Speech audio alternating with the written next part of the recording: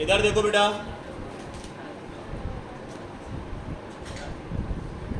Faraday का first law, इसको समझने की कोशिश करेंगे हम। फैराडे क्या कह रहा, तो पहले तो ये किसके लिए दिया गया था, तो फैराडे के जो भी लॉ हैं वो इलेक्ट्रोलाइटिक सेल के लिए है बेटा। इलेक्ट्रोलाइटिक सेल के लिए लॉ दिए गए, जिसको हम बोलते हैं फैराडे का फर्स्ट लॉ, फैराडे का सेकंड लॉ। इसमें हम आज पढ़ेंगे फैराडे का फर्स्ट लॉ। सबसे पहले आप ये समझ लें इलेक्ट्रोलाइटिक सेल क्या होता है, तब तो फैराडे लॉ समझ में आएगा। तो अगर इलेक्ट्रोलाइटिक सेल की बात करें तो इलेक्ट्रोलाइटिक सेल वो होते हैं जिनमें इलेक्ट्रोलाइट्स लेते हैं। इलेक्ट्रोलाइट्स के फॉर्म में हम कोई भी एसिड ले सकते हैं, कोई भी बेस ले सकते हैं, कोई भी सॉल्ट सॉल्यूशन ले सकते हैं, एसिड बेस सॉल्ट कुछ भी। यहाँ पर अपन ने एक इलेक्ट्रोलाइटिक सॉल्यूशन लिया और इस इलेक्ट्रोलाइटिक सॉल्यूशन में आयंस होते हैं हमेशा। इलेक्ट्रोलाइटिक सॉल्यूशन है अपने पास, इसमें हमने 2 इलेक्ट्रोड डाल दिए बेटा। ये डिफरेंट मेटल की भी ले सकते हो, एक ही मेटल की भी ले सकते हो, वो हमने इलेक्ट्रोड ले लिए बेटा। क्लियर, एक ही मेटल के लो 2 ले लिए और यहां पर इनको कनेक्ट कर दिया एक बैटरी से या इलेक्ट्रिकल सोर्स से। इन पे कोई भी पहले से ना कैथोड है ना एनोड है, आप जिससे जोड़ोगे वो बनेगा। तो अगर आपने इसको इलेक्ट्रिक जो आपने बैटरी ली थी या जो भी आपने इलेक्ट्रिक सोर्स लिया था उसकी अगर इसको पॉजिटिव पोल से जोड़ रहे तो एज अ एनोड का काम करेगा। इस पे लिख दिया हमने एनोड है ये। और अगर इसको उस इलेक्ट्रिक सोर्स के नेगेटिव पोल से जोड़ा तो ये कैथोड का काम करेगा। ये कैथोड है आपका। क्लियर। अब जैसे इसमें करंट पास होगा, इसमें आपने जो कुछ भी लिया हो इलेक्ट्रोलाइट के फॉर्म में, मान लें कि हमने लिया NaOH ले लिया, NaOH ले लिया या NaCl ले लिया, कुछ भी जो आप लेना चाहो, NaOH ले लेना, तो यहां पर ये आयंस में कन्वर्ट हो जाएगा पॉजिटिव और जब करंट पास होगा। अब समझे थोड़ा सा, गैल्वेनिक सेल के कंपैरिजन में जो इलेक्ट्रोलाइटिक सेल होता है उसमें कैथोड और एनोड पे चार्ज अलग होते हैं।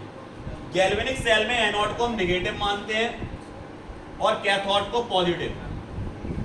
यह है आपका एनोड और यह है आपका कैथोड। लेकिन जब इलेक्ट्रोलाइटिक सेल में आते हैं तो वहां पर एनोड पे होता है प्लस चार्ज और कैथोड पे होता है माइनस चार्ज। इसको याद रखोगे हमेशा के लिए, बहुत कंफ्यूजन होता है, समझ रहे कि नहीं। इसलिए जब इलेक्ट्रोलाइटिक सेल बनाओगे तो anode is a positive, cathode is a negative. Clear. अब होगा क्या, जैसे ही आप इसमें करंट पास करोगे बेटा, करंट पास करने के बाद ये आयंस में टूट जाएगा और अपोजिट आयंस अपोजिट इलेक्ट्रोड पर जाएंगे। तो ये पॉजिटिव वाला जाएगा माइनस पे और नेगेटिव वाला जाएगा प्लस पे। क्लियर। ये यहां पर डिपॉजिट होंगे, ये यहां डिपॉजिट होगा, डिपॉजिट मतलब एकत्रित होना, इकट्ठा होना। ये यहां डिपॉजिट होगा और ये यहां डिपॉजिट होगा। क्लियर। अब मान लें कि आपने HCl लिया, तो HCl क्या है, हाइड्रोजन क्लोराइड, एसिड है सर। अभी बेस लिया था, अब एसिड ले लिया। अब एसिड में क्या होगा, ये टूटेगा H पॉजिटिव, तो यहां पर हाइड्रोजन आयंस जाएंगे और जब हाइड्रोजन आयंस यहां जाएंगे तो यहां से क्या करेंगे बेटा, इलेक्ट्रॉन को गेन करेंगे सर। तो ये कन्वर्ट होगा सर H में, क्योंकि इसे इलेक्ट्रॉन्स कहां से मिलेगा, कैथोड से। किसको, पॉजिटिव आयंस को। तो ये इलेक्ट्रॉन लेके H बनाएगा और 2 H आपस में जुड़कर बनाएंगे H2 और यहां से कौन सी गैस निकलना स्टार्ट हो जाएगी बेटा, कैथोड के पास से H2 हाइड्रोजन गैस इवॉल्व होगी, निकलना स्टार्ट हो जाएगी, बनने चालू हो जाएगी। ऐसे ये Cl नेगेटिव आयंस ये कहां पहुंचा था, एट अ कैथोड। किस पे पहुंचा, H कैथोड पे। अब इसी तरह बेटा एट अ एनोड पे कौन पहुंच रहा, तो आप कह दोगे सर Cl। तो जो Cl नेगेटिव आयंस जाएगा बेटा, वो 2 आयंस अपने 2 इलेक्ट्रॉन को क्या कर देंगे और क्या बनाएंगे, 2Cl, एटम बनाएंगे 2 Cl के। और ये दोनों एटम आपस में क्या होंगे, कंबाइंड। और क्या बनेगा फाइनली क्लोरीन गैस। ये कहां से इवॉल्व होगी सर, यहां से। इस तरफ क्लोरीन गैस निकलना स्टार्ट हो जाएगी, इस तरफ हाइड्रोजन गैस निकलना स्टार्ट हो जाएगी अकॉर्डिंग टू दिस रिएक्शन। आगे समझ में, इस रिएक्शन के अनुसार बन रही हाइड्रोजन और क्लोराइन। क्लियर? तो ये गैसेस इवॉल्व होंगी, सॉलिड सब्सटेंस है तो वो डिपॉजिट होगा। वो क्या होगा? डिपॉजिट होगा। क्लियर?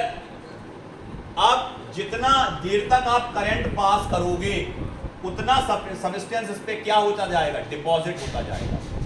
जब तक आप करंट पास करोगे, करंट पास करना बंद, डिपॉजिशन बंद। क्लियर? अब नहीं होगा डिपॉजिट।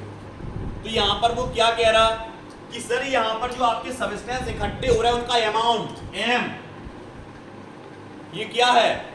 जो डिपॉजिट सब्सटेंस है उसका अमाउंट है। कितना हाइड्रोजन यहां इकट्ठा हो रहा और कितना क्लोरीन यहां इकट्ठा हो रहा या इवॉल्व हो रहा, वो अमाउंट किस पे डिपेंड कर रहा? बहने वाले करंट पे। किस पे? Q।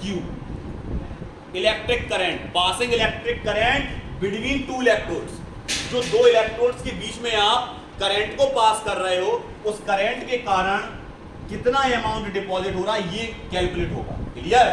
मतलब amount of deposition, amount of substance equal to current passing between electrode.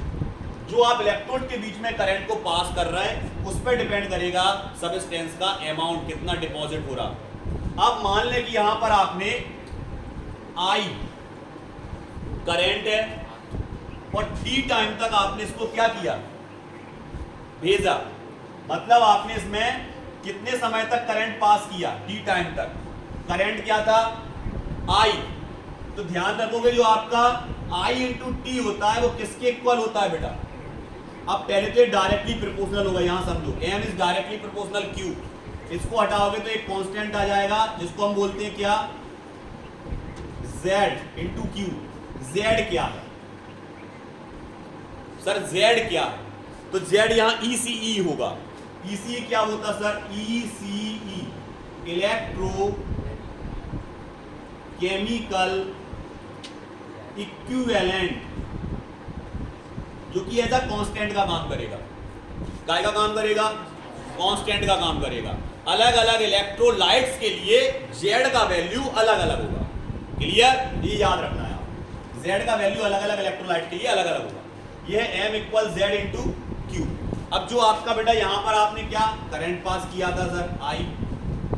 I आपने करंट पास किया, I इक्वल होता है Q अपॉन T। कितना कूलाम का करंट कितने समय तक बहाया वो इलेक्ट्रिक करंट होगा उसका। तो I इक्वल होता है Q अपॉन T। T को यहां लाओगे तो ये क्या हो जाएगा आपका? Q equal IT। इस वैल्यू को हम यहां पुट कर सकते हैं सर इक्वेशन नंबर 1 में, कर सकते। तो क्या हो जाएगा आपका m इक्वल ZIT। सर ये क्या क्या है sir? Amount of substance, Z constant ECE, I क्या है सर? एम्पियर में करंट, T क्या है सर? इन सेकंड टाइम, कितने सेकंड तक आप करंट पास कर रहे हैं, और ये एम्पियर। यूनिट याद रखना, इसकी एम्पियर होती है और इसकी सेकंड। क्लियर? यहां तक कोई दिक्कत बेटा किसी को हो तो बता जल्दी। कोई दिक्कत है क्या बेटा? यहां तक कोई दिक्कत नहीं। अब यहां देखो बेटा, एक चीज और याद रखना है कि Z का वैल्यू किस पे डिपेंड करता है सर? तो Z हमेशा होगा E अपॉन F के। ये याद रखोगे। Z क्या है आपका? कांस्टेंट, जिसका वैल्यू इक्विवेलेंट मास जिस सब्सटेंस के लिए ले रहा है उसके इक्विवेलेंट मास अपॉन फैराडे के इक्वल होता है।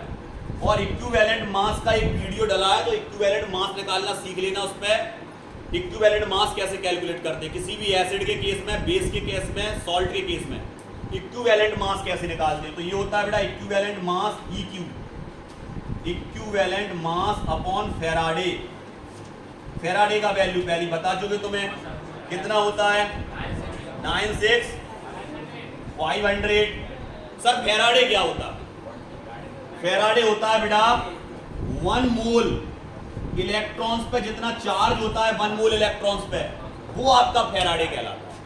वो क्या कहलाता है आपका?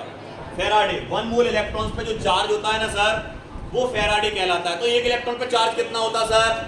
सबको पता, 1.6 into 10 to the power minus 19 ये होता है आपका एक इलेक्ट्रॉन पे चार्ज। और 1 मोल कितना होता है सर? 2.303 1 मोल